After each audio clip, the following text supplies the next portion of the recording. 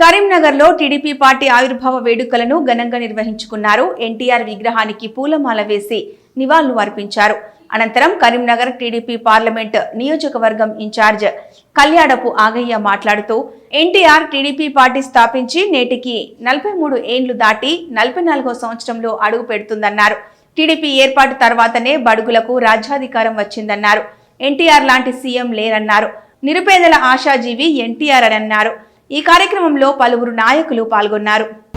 ఈరోజు స్వర్గీయ నందమూరి తారక రామారావు గారు తెలుగుదేశం పార్టీ స్థాపించి 43 సంవత్సరాలు పూర్తి చేసుకొని 44వ సంవత్సరంలో అడుగు పెడుతున్న సందర్భంగా నేడు కరీంనగర్ నియోజకవర్గం తెలుగుదేశం పార్టీ ఆధ్వర్యంలో తెలుగుదేశం పార్టీ పతాకాన్ని ఎగరవేసి ఎన్టీఆర్ గారి విగ్రహం దగ్గర పూలమాల సమర్పించి నివాళులు అర్పించడం జరుగుతుంది.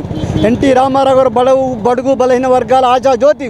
ఎన్టీ రామారావు గారు తెలుగు రాజకీయ రంగం చేసి తెలుగుదేశం పార్టీ పెట్టిన తర్వాతనే రాజ్యాధికారం బడుగులకు బలమైన వర్గాలకు ఎస్సీలకు ఎస్టీలకు వచ్చినట్టు విషయం అందరూ కూడా మరవకూడదని మనం చేస్తున్నాం.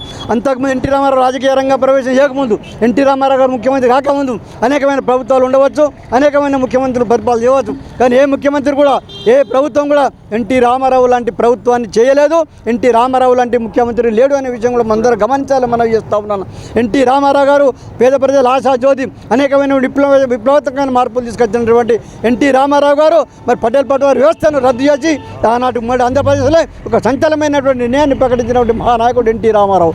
అదేవిధంగా బడుగు బలహీన వర్గాల వారికి రాజ్యాధికారం కల్పించినటువంటి మరి నాయకుడు ఎన్టీ రామారావు గారి విషయం మనం చేస్తున్నాం. మహిళలందరూ కూడా సమాన హక్కు కల్పించడం జరిగింది.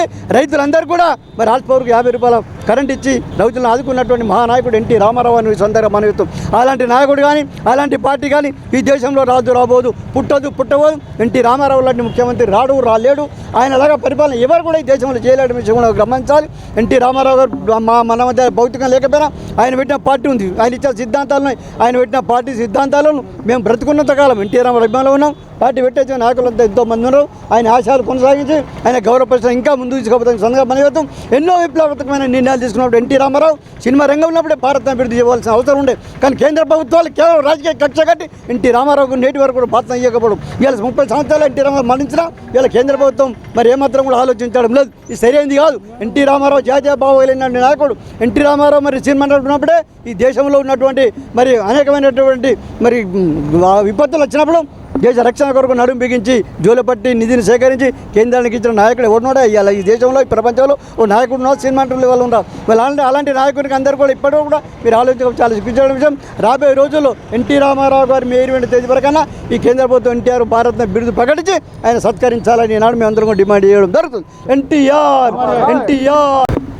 నా పేరు పోలాడి రామారావు, రైతు ప్రజా సంఘాల జాతీయ నాయకుడిని, తెలుగుదేశం పార్టీ ఆవిర్భావ కార్యకర్తను.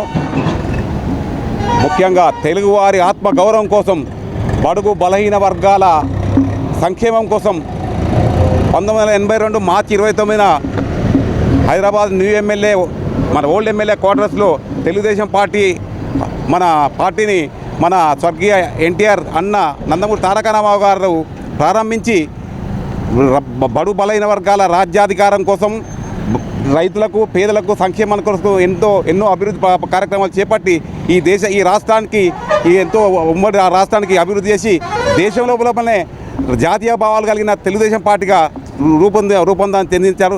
ఎందరో యువకులకు, బడుగు బలైన వర్గాల మన పట్టభద్రులకు ప్రజాప్రతినిధులుగా తీర్చిదిద్ది అనేక మంది మంత్రులకు, పార్లమెంటు సభ్యులుగా, అలాగే ఒక దళితులైనటువంటి బాలయోగ్కి లోక్సభ స్పీకర్గా కూడా తెలుగుదేశం పార్టీ ఆధ్వర్యంలో జరిగింది. అలాగే దళితురాలైన ప్రభావతి కూడా ఈ ఉమ్మడి రాష్ట్ర మన స్పీకర్ కూడా చేసింది. తర్వాత మహేంద్రనాథ్ దళితుని కూడా ఆర్థిక మంత్రిగా చేసింది. అలాగే బీసీ అయినటువంటి దేవేందర్ గౌడ్ గారిని కూడా రెవెన్యూ మంత్రిగా తర్వాత హోంమంత్రిగా కూడా ఇక చేసిన పార్టీ తెలుగుదేశం పార్టీ. అలాగే ఎందరో మందిని, ముఖ్యంగా ఇప్పుడున్నటువంటి మాజీ ముఖ్యమంత్రి అయినటువంటి కేసీఆర్ను కూడా తెలుగుదేశం పార్టీ ఎన్టీ రామారావు గారే తీసుకొచ్చి ఈ ప్రజాప్రతినిధిగా తీర్చిదిద్దింది కూడా తెలుగుదేశం పార్టీ. ఇప్పుడున్న రేవంత్ రెడ్డి గారు కూడా తెలుగుదేశం పార్టీతోనే ముఖ్యమంత్రి అయిండు. అలాగే మన చంద్రబాబు నాయుడు గారి నాయకత్వంలో ఇప్పుడు ఆ పార్టీ 43 సంవత్సరాల కార్యకర్తల బలంతో సుశిక్షితంగా ఉండి జాతీయ భావాలతోని మొత్తం ఉమ్మడి రాష్ట్రాల తెలుగు రాష్ట్రాల అభివృద్ధికి తెలుగు జాతి కొరకు ఎంతో కృషి చేస్తుంది. ఈ సందర్భంగా మేము ఎన్టీఆర్కి భారతరత్న ప్రకటించాలని చెప్పి డిమాండ్ చేస్తున్నాం. జై ఎన్టీఆర్.